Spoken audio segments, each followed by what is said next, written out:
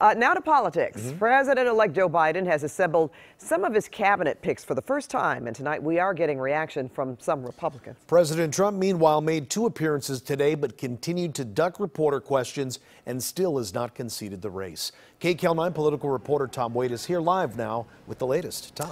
Hi there, Juan and Pat. Well, President-elect Biden is forging ahead with introducing America to some of his team, many of whom have worked together for years under the Obama administration. President Trump, meanwhile, was out in public today very briefly and still not taking any questions. It's a team that reflects the fact that America is back. President-elect Joe Biden taking the stage with 6 of his cabinet picks by his side.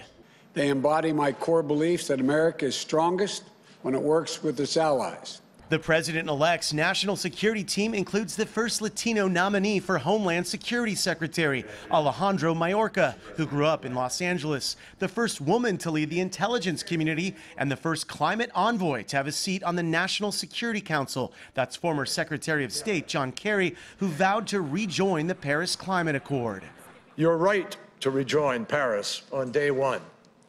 And you're right to recognize that Paris alone is not enough. Professor of politics at CLAREMONT McKenna College, Jack Pitney. And many of the people he's picked and will pick in the days ahead are veterans of the Obama administration. These are people who've worked together, know one another, and have a good sense of their working relationship.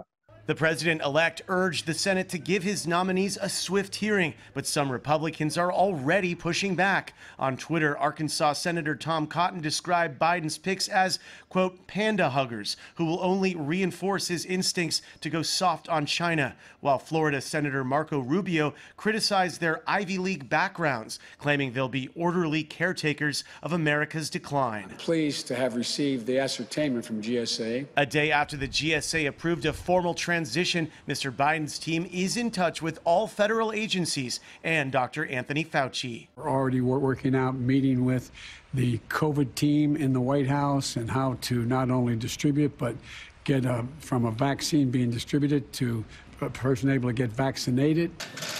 Meanwhile, President Trump first appeared today for a 1-minute statement in the briefing room with only a 2-minute warning. Mr. Trump took credit for the surging stock market. The stock market's just broken 30,000. Never been broken, that number. That's a sacred number, 30,000. Again, refusing to take any questions.